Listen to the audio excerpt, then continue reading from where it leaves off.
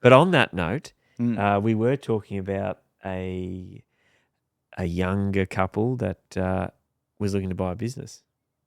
Yeah, not much older than 25, actually. Right, okay. There you go. Yeah. There's a segue. So he's buying a business as an employee, though. So he works for the business. Yeah, right. Fairly what I would consider vanilla transaction. Okay. Some people might think this is challenging to do, and I'm not saying that there wasn't a lot of work put into it. It's just that the structure was reasonably easy to understand. So he's been working there for a while. The owner of the business wants to retire. Offered it to the employee to buy it. Yep. And, I think that, just to go off on a little tangent for a minute, not enough people are told that they can buy a business. So I think there's two things. One is too many people try and start up businesses. Yep. Not enough people get told that if they build some equity, that the next investment they can make is a business, not an investment property. So build all respect to the property investment. equity in property. Yeah, so building equity in their house gives them leverage into buying a business. Now they're not an employee for the rest of their lives. It also has the potential to create more profit than they would have been able to generate through straight property investment. Yeah. Maybe gives them more opportunity. I'll give you an example. The employee that we're talking about, would not be earning more than $80,000 a year as the employee. Sure. This business purchase price was $500. The profit was $250. Right. Yep. So Now, 2 times multiplier. Yeah. Yep. Yeah. So let's just say that the owner needed to take out $100,000 of the $250. So let's be clear about the profit, right? After owner's wages. Sure. Someone has to do a job, which is run the business. Yeah. I don't care how many people say, "Oh, it runs itself." Yeah. No, it doesn't. No, it doesn't. Into the ground, maybe. Good luck. So let's say it's $150 after you pay $100,000 salary to an owner. Okay. So now we're at 3 times. Sure. Which is about right. 2 to 3 times for a business purchase, small business. The advantage that this client has is that he knows the business because he works in it. Yep. Big advantage. Yep. He knows the clients. Yeah. He knows the suppliers. He knows how the business works internally. So there's 2 parts of that I find a big advantage. Is what you just said, the internal knowledge of the operations of the business, but it's the external, the clients and suppliers. There's less disruption or there's less new faces. Oh yeah, mate, I always dealt with him. He's still here. You know what I mean? And now he's run the joint. No, it's good on him. Rather than a complete changeover of. Yeah, that's right. And when people buy businesses, there is that risk that they don't think about, and that risk is that maybe it's a time for either a regular client, to review their relationship with the business. Yeah. Because we used to deal with Scott. Scott's not there anymore. He sold it. This new guy's come in. I don't know who he is. Maybe we should have a look around and see that we're getting the best pricing. Yeah. For a start. So that's a client situation. Which is why there's usually transitional periods, right? Yeah. Ideally, the vendor introduces the new owner, etc. That's right. In this case, because it's an employee, again, makes it easier. And in fact, it's almost not applauded, but for regular clients, they're like, "Oh, good on you, mate." That's right. Yeah, good on you. Yeah. Happy to stay. A change in ownership in some cases for suppliers, in some terms and conditions will say, our current arrangement gets reviewed if there's a change in ownership, and maybe not in small business that may not. Be triggered. No one cares. They review it. They'll go, "Oh yeah, okay, we'll give it to you again." Yeah, that's right. Oh, we want a supplier. Yeah. Or alternatively, they might say, "Yeah, but he used to pay us in 60 days because we've known him for a long time." That's right. We don't know you. Maybe you'll be put on cash for 6 months, and then once you've proven you can pay, then we'll go back to the old trading terms. Yeah. So those relationships can be. That's a risk, right? Yeah. Anyone buying a business, that is a risk. In this case, the transaction was, he had some equity in his house, Yeah. and a portion of the loan had to be secured, against what the business itself. Right. So there was dual security? Yeah, so he had equity Yeah. in his house, and then some of the loan, which we would call an unsecured portion, really. Yeah. We say it's secured, but there's no property value. That's the difference. Yeah. So there's no value. So we're getting a loan against the forecast profits and cash flows of the business. Right, yeah. So let's just say that ended up at, say, 250 secured by the property, 250 secured by the business itself, right? Yeah. But it's done as a blanket sort of loan at a blended rate. Right. So some banks will say, we'll give you the 250 secured at 6%, for example, and the unsecured's at 11. Yeah. Right. Other banks will say, well, we'll give you a blended rate across everything at 8. Yeah, okay. Yeah. So in that case, you've got one loan, but it's got a higher interest rate than, you've got different portions of it. Sure. But usually banks also want to see that unsecured amount, the 250 in this case, repaid quite quickly, like a 5 to 7 year term. Yeah, okay. Yeah. So that changes. And the one against the house is a more traditional term length? It can be. Right. Yeah. So There's that it changes can be the like payments. 25 years as Okay. just the same as a home loan. Ideally, you don't take that long to pay it off, particularly if the profit's 150 Yeah, you and the debt's 500. I mean, ideally, you're paying it off reasonably quickly. 5 years would be nice. Yeah. So the thing that interested me about this was the way that they structured the transaction was kind of simply, I'd call it simply, for ease. Mm. So they borrowed against their house and they secured against their house and they secured against the business as much as you can secure against that. Yeah. So my question to you was, because you highlighted a fact of, well, that brought up the topic of insurances. Because your debt's increasing, reviewing insurances is important when you're covering risks. One of the, they've got 2 young kids. The employee's applicant's wife is not working. Right. So not generating an income of her own at the moment in terms of his is the only income coming into the household, and now we're increasing the debt load. And she's on the documentation for the purchase of the business and the loans? Right, so she's on the hook as well. Yeah, she is, because she owns the security, and the financial benefit to her is that, she's receiving the profits from the business. Right. So, but the risk is the real risk there is not necessarily you're on the hook for the loan. No. The risk is something goes wrong. Yes, it's always the risk. And he passes away.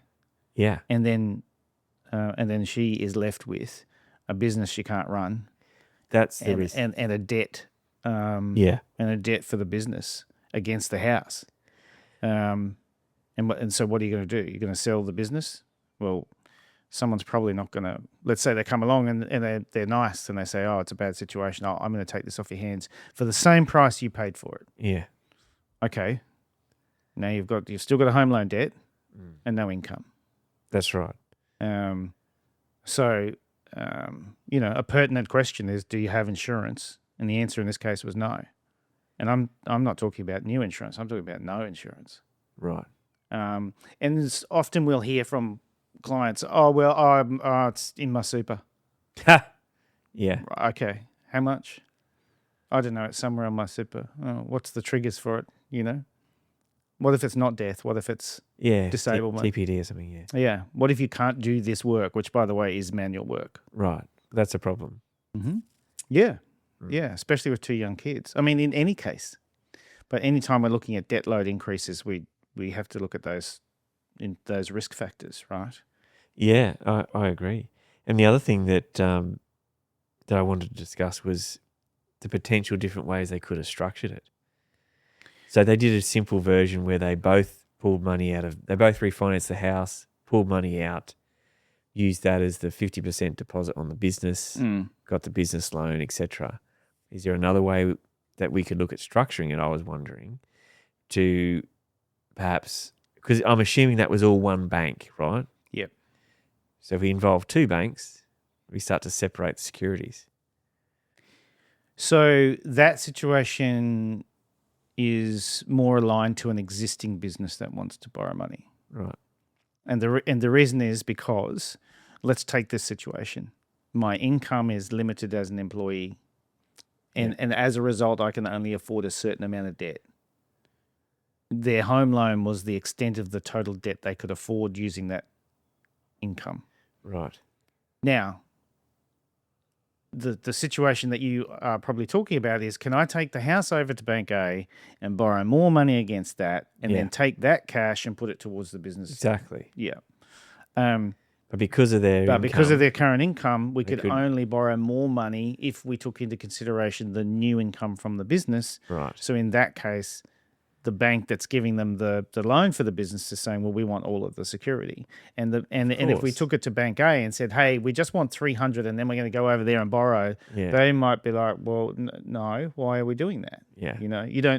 We can't give you that money. You don't own the business yet, right? We're not in control of the whole the amount. Now, let's just say that they've got an existing business. They're not buying it, and they've got income and they want to draw down cash. Yes, we can separate some assets out. Sure. We can take a house and put it with another bank and draw down money, and then take cash and put it into the business. But it was because their serviceability was fundamentally changing with the business acquisition. That's right. That we couldn't separate it out. Yeah. I mean, I have seen people do this where they've got sufficient PAYG income to go and draw down some money for investment and put it into whether it's another property or something else, and they're separating their assets. Now, the separation of assets is fine, and ideally, like, this is where you start. This is the first business, right? Yeah. So, okay, you built up some equity. Now you've stepped into a business you had to borrow. Okay, why not pay down that debt as quickly as possible? Yeah. And then use your profits and future income to go and invest in property. Yeah. But take your house away from the bank then. That's right. Right? Yeah. The next step from an asset protection point of view is not just take the house out, but make sure that the next property you buy is in another partner's name. Or another entity. And that all of the other borrowing is in a separate entity. Yeah. Right? It can get, some people try and make it too complex. They're trying to avoid the risk, right, of losing their assets. Yeah. There's some really simple ways to do that where you can, one party takes all of the trading risk on and the lending risk, and the other party holds an asset. Sure. And for most people, you can do that with probably one asset unless you're making lots of money. If you're making lots and lots of money, well, then you can do it with a couple of assets, right? Many people in this new scenario don't want to transfer titles. No, but there would also be no point if it was contingent on the wage as well, which was the problem in this instance. Yeah, that's right. So in reality, they didn't have a choice to separate the assets because of the increase in the wage based on buying the business. Yeah. So they can only do it with the one bank, which then highlights the need for the insurance to cover the gap of structuring, because they couldn't structure. So they 100% what need you're saying insurance. is there was no structure available to them which protected their house away from debt. Yes. Yeah. No, not in this case. That's right. Yeah. So it just highlights again the need for the insurance. Yeah, exactly. And by both applicants having to provide a guarantee, even if we were, say, doing a loan in one name, and as long as the two assets there, with a guarantee, you're at risk. So, and I had to explain this to someone the other day where, they wanted to just put cash into a purchase, not be a director of the company that's borrowing the rest of the money. Okay. But be a shareholder. Right. But be on the title of the property. Okay. So they were saying, well, look, if I put in 60% cash, and then let's say it's me, I'm putting in cash and you're borrowing the money, the rest of the 40%, but we have a company you're the sole director, but I'm a shareholder. Yeah, okay. Or we'll buy it together. I want to be on the title, but I don't want to be on the loan. Yes. As long as you're on the title of the property, you're going to be on the loan in some form or fashion, either directly as a borrower or as a guarantor. Yeah. In both cases, you're liable for the loan. Yeah. Now, this is commercial. In residential, you can do things like split loans and all sorts of things that we don't do. But effectively, even if you put in 60% of the cash, you're still liable for the 40% of the loan. Yeah, we're joint several. So, but in that instance, with the 40%, 60%, that would still only work if the guy with the 40% could even come close to servicing the loan on their own. Yeah, in this case, it was rental income coming from a commercial property. Right, okay. But yeah, but all servicing had to be taken into consideration, whether you're a guarantor or a direct borrower. So, all of the debt's taken into consideration, all of the income is taken into consideration.